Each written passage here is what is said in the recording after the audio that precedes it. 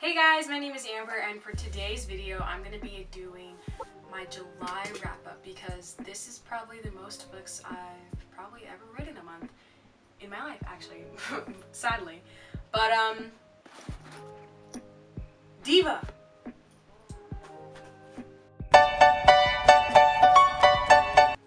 So the first book that I read this month was Turtles All the Way Down by John Green.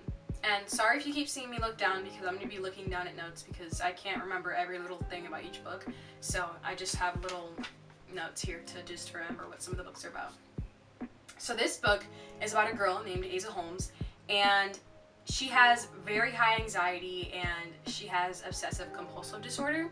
So along with that, she's just like it's like showing her dealing with her life and her relationships and just going through the motions of life with having these problems, and they're pretty intense.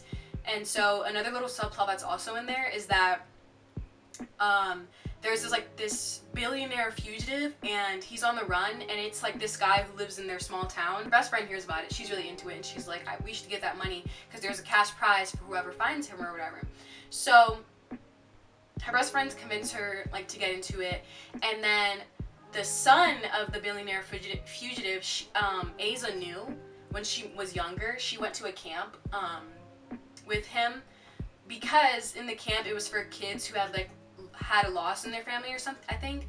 And so she had lost her dad and he had lost his mom, and so they were just kind of like, they went to the camp together and they like got along through the fact that they each had lost a parent. And so through this whole fugitive thing, they hadn't really talked in years, and they reunite, and you know, there's a little romance going on there. So along with that, they're looking for his dad, kind of trying to get the prize money, but then she ends up like kind of falling for the son of the fugitive, and then she feels bad, and just yada yada, it goes on from there. But yeah, I really liked that I could be in the mind of, or like reading from the point of view from someone who has like these mental disorders. It really helps to understand what they're going through. Of course, I don't completely understand what they're going through, but it was really cool to get a feel of what they do go through. And I definitely have way more respect for people who have mental disorder, or is it called that, mental disorders, or like problems like this, because it's a lot, I can tell, that they have to deal with. So yeah, a lot of respect for her. The only thing I'd say I didn't like was that the beginning was slightly boring for me. I don't know, it took me a while to it was kind of dragging for me, but it was just kind of like, building the story, which I understand. But for me, that just kind of bored me a little bit. And yeah, but once it got to the plot and the juicy stuff and the romance started popping up, it started to get more interesting. I ended up finishing it really fast. And another thing I didn't like was the relationship with her best friend. For the why I didn't like the relationship, I think it's kind of a spoiler though, so I won't say, but let's just say I kind of didn't like the relationship. I felt it was a little toxic in my opinion. Yeah. But that's just my little spiel on this book. For this book, I gave it 4 stars. So yeah, that was the first book I read this month. The next book I read was This Savage Song by Victoria Schwab. This book is about a guy. He's like a monster or whatever. His name is August, and yeah, but he's like a good monster or whatever. But anyways, there's like 2 sides of town. There's like the really bad monsters, and then there's like these monsters. I forgot what they were called. But each monster has a different name, and there's different levels of monster. And his type of monster is like the highest type, and he's like the most powerful of them all. And there's only 3 of his kind, but all the others, there's like a whole bunch of them. And then there's also Kate Harker. So there's the Flynns, I forgot to say, so each side of the town, there's the Flynns, and they're kind of like the good guys or whatever, and then there's the Harkers, and they're the bad guys. And Kate, she's the daughter of the leader of that side of the town, and so she finally moves back into this city because for a while her dad just didn't want her to be in this situation, so he had her like always not staying in that city. And so then she's going from school to school because she's like trying to get kicked out of all the schools or whatever, so that way she could convince him. So in the end, she finally convinces him, and she ends up moving to the city. Anyways, so August also, he's kind of like hidden. He still lives in the city with his family, but he's always end up staying home. Like he doesn't go out much into the city because they're afraid of what might happen to him or whatever. So they're trying to keep him safe. His parents are human, but they found him and they basically raised him, so they just consider him his son, their son. So throughout the book, both him, August, and Kate are both trying to just navigate through their lives and trying to figure out if they want to be the hero or the villain in their lives. And yeah, I'm not very good at explaining books, but that's kind of the gist of it somewhat. I feel like I could have explained it better, but that's just kind of the basics of what you need. Other than that, you should just basically read it. I gave this book a 4 out of 5 stars. I enjoyed it. It was a little slow for me at first. Again, it was just like the world building, and it was just me being in a new world, and I was kind of like, it was just slow for me to understand everything, but then I started to get the lingo and I understood, and I really started to enjoy it. The only reason is because I gave it a 4 is because it was so overhyped, and I was really expecting so much because everybody was like, oh my god, it's just such a good book, and so I was expecting so much, but it wasn't like as good as they made it out to be. It was still good. Like, I'm very interested in reading the second book in this series, but it wasn't as good as it was all hyped up to be. So the next book that I read was The Tale of Despereaux. This was when I started to start reading for the reading rush, and I read like all of the rest of these books basically in 1 week. This was the book I chose for a non-human main character, because the main character is a mouse. There's a few main characters, but he's one of the main characters. So this book is the story of Despereaux the mouse, and he's very different from the other mice because he likes listening to music, he likes reading stories, he meets the princess, which is another main character, and he like falls in love with her, whatever, and he talks to the humans, and the mice are like, what are you doing? Like, you're not supposed to do that. You're just supposed to, like, you know, want food, hide in the shadows, and not get caught with the humans, because they're like, you know, humans are bad, they're gonna kill us or whatever. So yeah, he's different. Then there's the princess, and she just kind of gets involved in the story because Despereaux loves her or whatever. And then there's this girl named Miggery Sow or something. And so she's just like, she has an unfortunate events like all of her life. Like, life sucks for her, honestly. Like, I feel bad. Her dad ends up like this. These are not really spoilers. This is just kind of like what happens in the beginning or whatever. Her dad like sells her for like a blanket and like a pack of cigarettes or something, because like his wife dies and he starts getting all depressed and they just start going broke or whatever. So he sells his daughter to some guy. The dad ends up going to jail or whatever. But then the daughter just like, her life sucks. She ends up with this guy who ends up like abusing the person who bought her, like abuses her, and she ends up going deaf because of the amount of times like he beat her or whatever. So it's crazy. Anyways, so then she gets involved with the police come and find her, or the guards or whatever, and they take her to the castle. And so when she gets to the castle, she ends up working for the princess, and she's always wanted to be a princess. Like, that's her dream. And so she's just like loving life because she's working with the princess. But anyways, then there's the rat. The rat, when he's different because most rats like staying in the dark and they just like being evil or whatever. And when he's born, I think it's when he's born, I don't remember, but at some point in his life, he sees light for the first time, and so he's like, whoa, like, I like the light. And then this other rat is like, what? Rats are not supposed to like the light. Rats are supposed to be like loving the dark or whatever. So yeah, stuff like that happens, and then all 3 of them, or 4 of them, I guess, really, end up in the dungeon, and just the bad thing happens, whatever, because I don't want to like spoil it. But yeah, I just really like the ending, because I guess this is kind of a spoiler, but not really. It was like a happy ending, but it wasn't. So like, it was very realistic. That's what I liked about it. It had a realistic ending. It wasn't like everyone got their dream. The girl became a princess. The princess, her mom died, actually, I didn't mention that. The princess gets her mom, like, no, of course those things will happen, and the mouse obviously doesn't like marry the princess. You know, it's not like everyone's dreams don't really come true, but in a way, it's a happy ending. It's realistic. That's all I can really say. So yeah, it was alright. It wasn't much. I read it for kind of nostalgic reasons, and just because it was a fast read for the reading rush. So I gave this 3 stars, not because it was just that bad. It was just like, it was alright. It was an okay book. I enjoyed it. Alright, so I'm gonna be like for real looking down like the whole time reading something right now, because this, I have a horrible memory. So for the next book I read Stargirl. For the reading rush I chose this for reading a book in the same spot the whole time, so I read this in my bed the whole time. So this girl named Stargirl, she named herself that, that's not her real name. She goes to public school for the first time after being homeschooled for pretty much her whole life. So the school is like a basic school. It has all these students who kind of blend in with each other, and you know, none of them like to stand out. They all want to like be the same basically. So when she comes to the school, like, she doesn't really understand the concept of like why everybody's acting the same or whatever. Like, she doesn't really notice. She just acts like herself and like nobody else. Like, you know, she's herself. And at first everyone's like hesitant and is like, why is that girl so weird? Like, what is going on?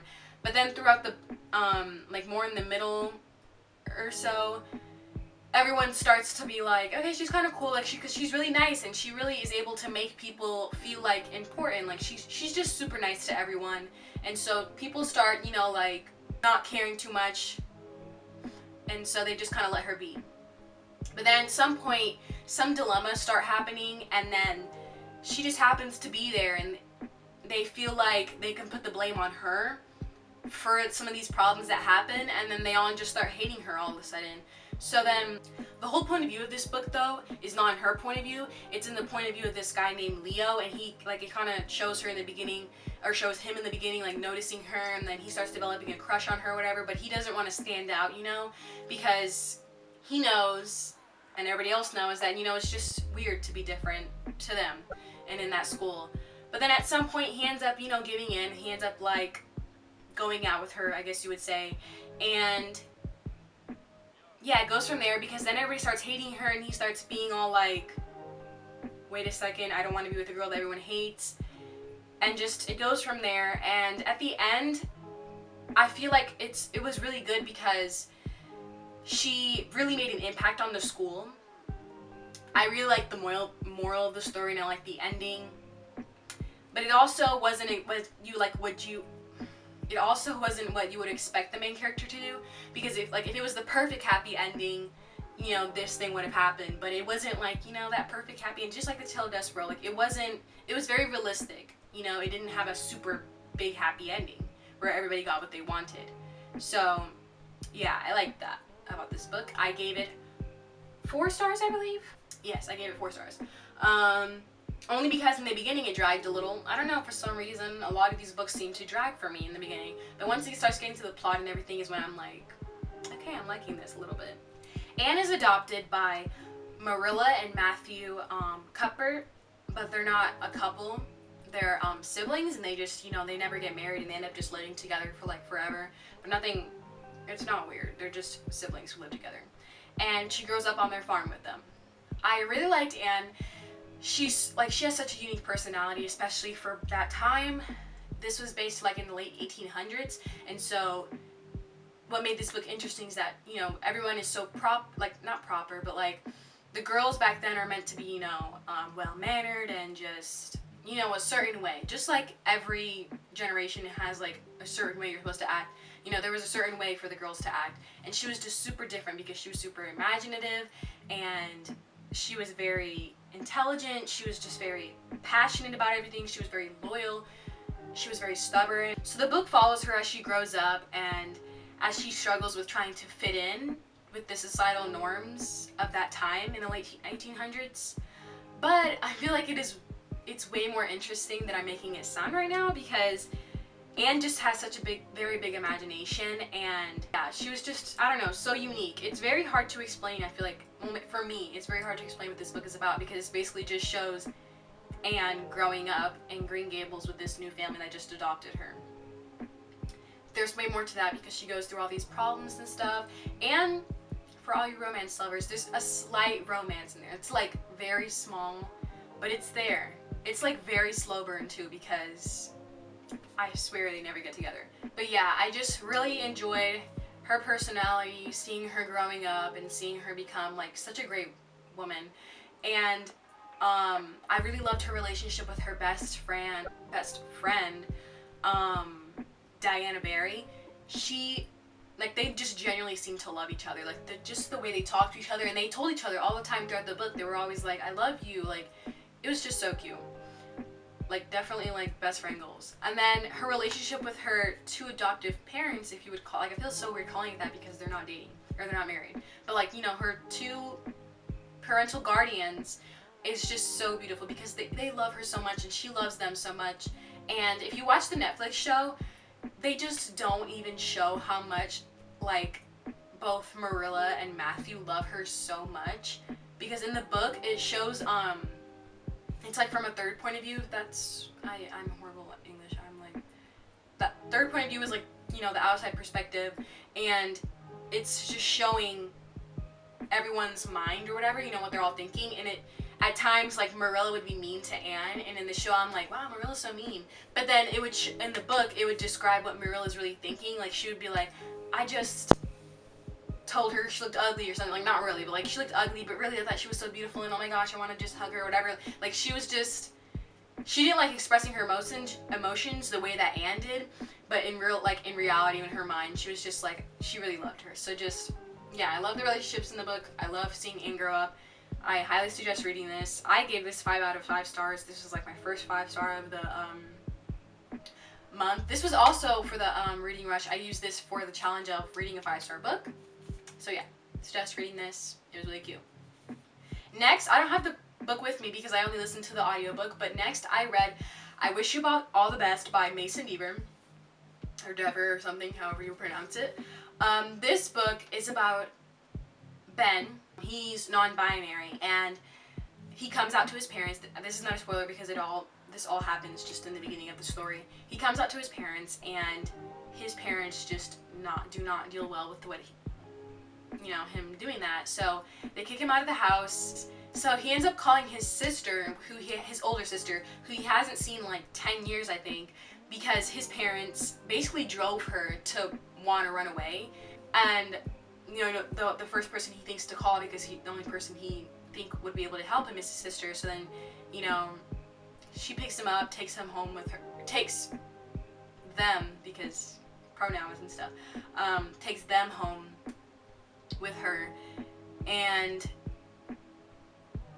yeah, they just kind of build on the relationship.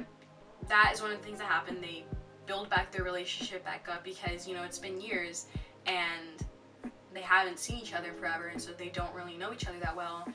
And yeah, they start a new life in a new school in a new town, and it's literally they have like 5 months of school left, and they're a senior, and that is just even crazier to have to deal with that, and with the fact that, you know, they have this on their mind that they're non-binary. And when they get to their new school, they after being rejected by their parents, they tell their sister about it, but like they don't really tell anybody else because they don't want to deal with rejection, and they just want to like finish off their, you know, senior year not having to have any problems or whatever. So just throughout the book, they basically have to hide who they are from everyone they meet, and they have to also deal with people constantly calling them the wrong pronouns, and it's just, you know, it's really affecting them mentally. However, though, they meet a boy named Nathan, and it's just really cute from there. And they just begin to open up, you know, more, because even when they were at their old school, they were super shy, and they didn't really talk to that many people. So when they get to their new school, like, Nathan kind of opens up their personality or whatever. Throughout the book, they also receive like a lot of support from many people in their lives, like including they end up going to a therapist. There's lots of therapy representation. It's really good. And they get lots of help from their sister, from their sister's husband, and their online best friend, who is also non-binary. Like, they get a lot of help from them. they make a lot of new friends at the school, and of course Nathan is a big help. So gradually throughout the book, they just become more comfortable with themselves, and yeah, that's just kind of the book. The one thing that I would say that I didn't enjoy, but I would just say it's like very minuscule, is one of the relationships, because I can't really say because it's kind of a spoiler, but one of the relationships that Ben is involved with, I guess, doesn't really get resolved the way I think it should have. Like, I think that, like, the author just kind of, like, cuts it off, and I'm like, whoa, that could have been added on to a little bit more. That is basically, like, the basis of the book, and yeah, I really liked it as someone who didn't know much about non-binary people, I guess, because you got to learn a lot about them, and just from their perspective about how they feel about stuff most of the time, and just, you know, their emotions and everything. And yeah, it was super interesting. I'm really out of breath from talking. I don't know why. It was good. I gave it 4.75 stars. I only took off 0.25 because of just that relationship. I feel like it could have been dealt with better. The next book, the favorite book basically of this month that I read, was Harry Potter and the Sorcerer's Stone. This was so good. It definitely exceeded my expectations. Because kind of going into it, I was just thinking, like, you know, I've already watched the movies. I kind of know what's going to happen. I wasn't expecting to like it that much, because I'm just like, I already know what's going to happen. But I was just like, on the tip of my, what is it called? How does the saying go? I was like, I forgot how the saying goes, well. But, like, you know, I was just at the tip of my seat or whatever, like, waiting for everything to happen, as if I didn't know it was gonna happen, but I was still, like, super interested. And I don't really even know if you can see from this far, but I tabbed it a little bit. This is my first time annotating a book. I really hope you can see that. But yeah, I tabbed it for the first time. I really enjoyed that too. Yeah, I don't really know if I really need to say about what this book is about. It was really good. I gave it 5 stars, 10 out of 5 stars, because it was so good, and I'm so excited to read the next book, because I have the whole series. I've just never read it. Like, this was literally my first time reading this book, so I'm so excited. The next book I received, I don't have, because it was an ARC I received online from this website called NetGalley, and this one is called 100 Days with Sunlight. This book tells the story of a girl named Tessa, and she goes temporarily blind for basically 100 days, because she gets in a car accident, and yeah, she goes temporarily blind. And so in the beginning, she is just super depressed, like angry at life, and just not optimistic, which is super understandable, because, you know, she just went blind. Like, you know, it'd be hard for anyone if they had just gone blind. But then her grandparents, she lives with her grandparents, end up trying to put out an ad to find someone, because before she was blind or whatever, or even still now, she's a writer. She's super into writing poetry. So she had a blog, and she would always post different poems or whatever. And so when she goes blind, she couldn't really use a computer, I guess, to type. And so her grandparents, noticing that she was very just unhappy with life, thought it would cheer her up if they were to put an ad out and find someone who would be a typist for her, I believe is what it was called. And so yeah, but before they put that, well, they had already paid for that, but before they, you know, it goes around and she sees it, they told her, and she was just not for it. So then he calls her grandpa calls the newspaper and is like, hey, cancel the ad. And then the guy who's in charge of the newspaper, his son, hears what's going on, and hears about how the ad is being canceled, and he's like, what happened? He took the opportunity, even though the ad was canceled, you know, his dad is a newspaper person, so he knew about it. So he goes for it, and he ends up becoming her typist or whatever, and he just takes this as an opportunity to help himself in one region. I don't know if he did it on purpose, honestly. If I were to read it, I'd probably remember, but if he did it on purpose to help himself, or it was just like him subconsciously like going with this girl because he knew she was blind. If that's a hint for you guys, like, she's blind, so he liked that. She was like, let me go talk to this girl and help her. But he also went through an experience that he felt that like he would be able to help her be optimistic in this time, because, you know, he had an experience where he was like feeling how she was. And so, yes, the boy, I forgot to mention his name, Weston, such a cute name.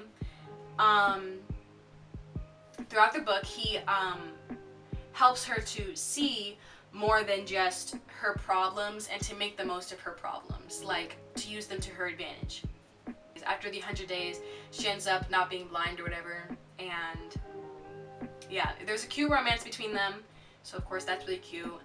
Yeah, it's kind of slow burn, not really though, because there are, I mean, I don't know if this is considered a spoiler, but there are some I love yous exchanged, and I'm like, y'all are like 16, 17, so chill out with all of that.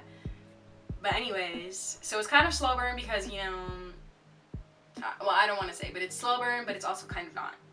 I don't know. I'm horrible at explaining things. But for this book, I gave it 4 stars only because literally the first 156 pages, which is the halfway point, there's 311 or something.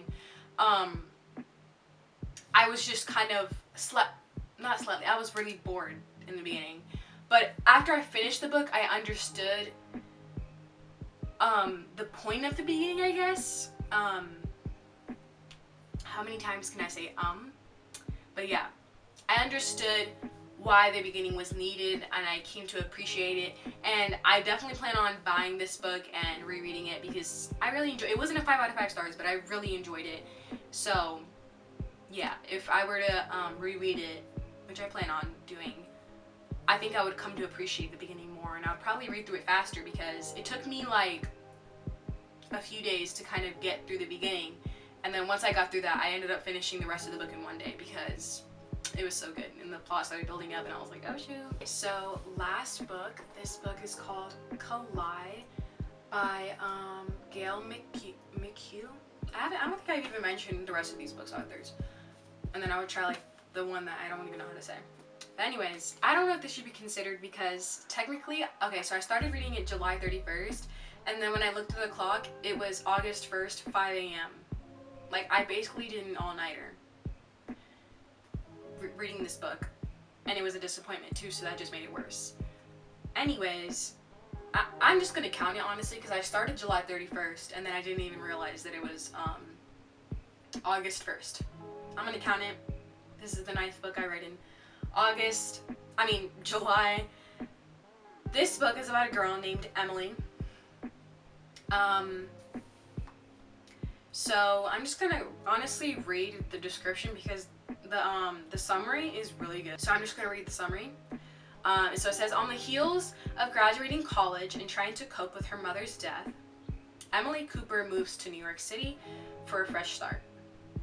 While harboring secrets of his own, Dylan Parker takes care of Emily through her grief. Dylan is her current boyfriend that she met in college. And you know, as she was dealing with her mother's death, he was kind of there for her the whole time. And he kind of uses that against her, like to make her not want to break up with him. But you know, we'll get to that.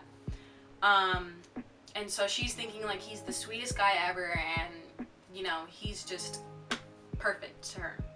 But then when she moves to New York City, she ends up meeting Gavin Blake, and he's just, you know, tall, dark, handsome, mysterious man. But you know, she kind of understands like, no, this is like, I need to not think about him like that because, you know, I had this perfect guy, Dylan. But slowly throughout the book, she starts to really fall in love with Gavin Blake. Oh my god, he has like 2 first names. That's weird. I just realized that. That was weird saying that out loud. Anyway, she falls in love with Gavin Blake, but she's really feeling bad, you know, because of Dylan. But then, like, literally Dylan... So let's just, you know, the summary's done with, you know, you understand. She's like in a little love triangle. I gave this star 1 book. That should show you how I'm about to describe this. Okay? I'm gonna read off of my Goodreads description. I'm gonna put this down because my hand hurts. But because I wrote this Goodreads description at 5 a.m. and I was just really mad. So I said, I just wasted my time. I don't know how I'll feel in the morning about this, but for now, I'm annoyed and wondering why I just wasted so much time on this book.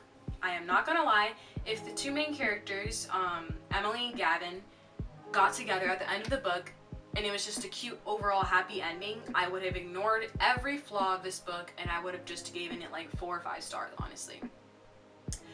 But, spoiler alert, sorry, I don't really suggest for any of you to read this, so who cares if there's spoilers. The two main characters don't get together at the end. Because the girl is so dumb. And I know that the author was probably just trying to do that because she's trying to like push more drama, push more books into the series, because it's a whole series. And so I'm guessing throughout one of the books, you know, she finally puts them together or whatever. But no, she just kept it dragging on. It doesn't look like a big book, but it was about 400 pages. And that's more than some of the books that I've read this whole month. Like, this was the biggest one, honestly. No, Anne of Green Gables was like 500, but this was like the second biggest one, and I spent so much time reading this, and I was just like, after I finished it, I was like, first of all, I didn't get what I wanted, and I stayed up way too late reading this, so that just made it worse, and I just gave it 1 star. This book just dragged on for way too long.